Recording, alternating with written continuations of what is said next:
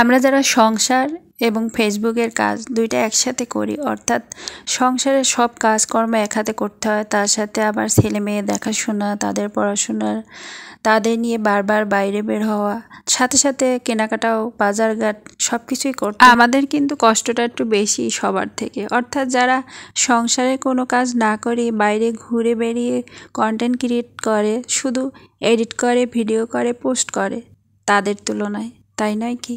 আসসালামু আলাইকুম, আর একটা নতুন ভিডিওতে স্বাগত জানাচ্ছি। আমি মনি। আমার এই ছোট্ট সংসারে আশা করি পুরো ভিডিওটা দেখবেন। আজকে সারাদিন আমি কি করলাম, আজকে একটু মনটাও খারাপ, আমি হারিয়ে ফেলেছি। কি হারিয়ে ফেলেছি অবশ্যই সেটা পুরো ভিডিওটা না দেখলে কিন্তু বুঝতে পারবেন না। আমার অনেক পছন্দের একটা জিনিস যেটা আমি নিয়েছিলাম, কিন্তু আমি সেটা কোথায় যে ফেলে এসেছি সেটা আমি নিজেও জানি না, তাই আর খুঁজতেও পিছনে যাইনি। আর আজকের ভিডিওটা শুরু করেছি সেই সকাল থেকে। সকালবেলা নাস্তা করে দুই ছেলে মেয়েকে নিয়ে বেরিয়েছি, যেহেতু ওদের একই টাইমে দুজনের কোচিং। আর রাস্তায় বের হওয়ার পরেই দেখছি রাস্তায় কোনো অটো রিক্সা কিছুই নেই। তো কোচিংয়ে ওদের দিয়ে তারপর চলে আসলাম একটা পছন্দের জায়গায় যেখানে বকুল ফুল পাওয়া যায়। তো এখানে বসে অনেকক্ষণ পর্যন্ত বকুল ফুল তুলেছি, অনেকগুলো। সেই বকুল ফুলগুলোকেই একটা ব্যাগে করে নিয়ে সেখান থেকে গিয়েছিলাম আবার লাইব্রেরিতে, অর্থাৎ বইয়ের দোকানে, যেখানে বই দেখতে গিয়েছিলাম। বই ছেলের জন্য কিনবো, তারপর আর এক ভাবি আছে তার মেয়ের জন্য বই কিনবে, তো একসাথে ভাবলাম দুজনেই যাই। তো এখানে অনেকক্ষণ সময় কাটিয়েছিলাম, অনেক ছবি তুলেছি। আর ফুলগুলো এত সুন্দর, গত বছর এসেছিলাম, আবার এবছর এসেছি, অনেকগুলো ফুল। এছাড়া কিন্তু আরও ফুল ছিল, তো একসাথে অনেকগুলো ফুল একটা ব্যাগে নিয়েছিলাম। তারপর সেটা নিয়েই মার্কেটে গেলাম, অর্থাৎ বইয়ের দোকানে। তো সেখান থেকে কোথায় যে আমি ফেলে এসেছি তা আমি নিজেও জানি না, সেজন্য আমার মনটা অনেক খারাপ, কারণ আমি বকুল ফুল অনেক বেশি পছন্দ করি। আর এবছর বই কিনতে গিয়ে একদম হিমশিম খাচ্ছি, কারণ বইয়ের প্রচুর দাম। আর ছেলে যেহেতু 9-এ উঠছে, তার তো অনেকগুলো বই কিনতেই হবে, যেটা বাধ্যতামূলক একদম, না কেনার কোনো উপায় নেই। তো সবগুলো এখনও কিনতে পারিনি, কিছু কিনেছি আর কিছু বাকি আছে এখনও। আর এটা হচ্ছে বকুল ফল, খেতে কিন্তু অনেক মিষ্টি। কখনো খেয়েছেন? কমেন্টে কিন্তু বলে যাবেন।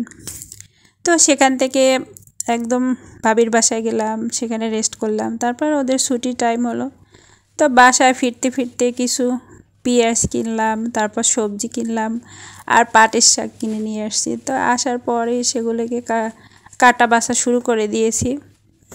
আমার মেয়ে বলেছে আজকে নাকি সে পাটের শাক দিয়ে ডাল খাবে, তো সেই জন্য ডালটা আর ভাতটা বসিয়ে দিয়েছি আসার পরই। তারপর কাটাকুটি করতে শুরু করে দিয়েছি, যেহেতু মেয়ে পাটের শাক দিয়ে ডাল খাবে, তো সেই শাক করব। আর আর মিষ্টি কুমড়াটা ভাজি করব, আর ভাজি করলেই ওরা বেশি পছন্দ করে। আমার মিষ্টি কুমড়া, কাঁচা মিষ্টি কুমড়াটা বেশি ভালো লাগে, আর ভর্তাটা বেশি ভালো লাগে। কাঁচা মিষ্টি কুমড়াটা চিংড়ি মাছ দিয়ে ঝাল ঝাল করে রান্না করলে খুব বেশি মজা লাগে। আর আমার ছেলে মেয়ে মিষ্টি কুমড়া পছন্দ করে, ওরা খায় যেভাবে রান্না করি সেভাবেই। তো আজকে সহজভাবে এটা ভাজি করব। প্রথমে একটু জিরা ফোড়ন দিয়ে দিলাম, গোটা জিরা। তারপর পেঁয়াজ কুচি হালকা একটু ভেজে তার ভিতরে মিষ্টি কুমড়োটা ঢেলে দিলাম, আর দেবো লবণ, কাঁচামরিচ, একটুখানি হলুদ, আর একটুখানি আদা বাটা, ব্যাস। তারপর হয়ে যাবে। আস্তে আস্তে আর কি ভেজে নিতে হবে, কিন্তু খেতে অনেক মজা। আর এটা আপনাদের ভাইও খুব পছন্দ করে, আর আমার ছেলে খুব বেশি পছন্দ করে। তো আমার ডালটা খেতে কিন্তু অনেক বেশি মজা লাগছিল, কিন্তু বাসায় বোম্বাই মরিচ ছিল না, থাকলে আরও বেশি মজা লাগতো। আর এর সাথে রান্না করেছি মলা মাছ ছিল, সেটা ভেজে রেখেছিলাম, সেটা দিয়ে আলু দিয়ে চচ্চড়ি।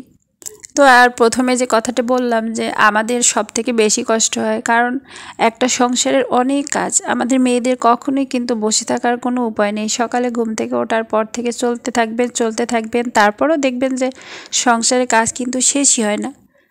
তারপর আমরা আবার এক্সট্রা ভিডিও তৈরি করছি, সেটা এডিট করছি, ভয়েস দিচ্ছি, অনেকটা সময় আরও বেশি লাগছে। দেখা যায় আমাদের শরীরের উপর স্ট্রেস পড়ে, তারপরও চেষ্টা করি। তারপর যদি সফল না হয় তাহলে খুব বেশি কষ্ট লাগে, তাই না? আমার তো বেশি কষ্ট লাগে, যেহেতু আমি মাঝে মাঝে আবার অসুস্থও থাকি। আর এই সব কাজগুলো আমার একাই করতে হয়, আমার কোনো হেল্পিং হ্যান্ডও নেই। তো কষ্ট তো করেই যাচ্ছি। দোয়া করবেন আমার জন্য যেন সফল হই। আর ভালো লাগলে অবশ্যই কিন্তু লাইক কমেন্ট শেয়ার করে আমার পাশে থাকবেন, আর আমার জন্য দোয়া করবেন। সবাই খুব খুব ভালো থাকবেন। দেখা হবে আরেকটা নতুন ভিডিওতে। সেই পর্যন্ত আল্লাহ হাফেজ। আসসালামু আলাইকুম।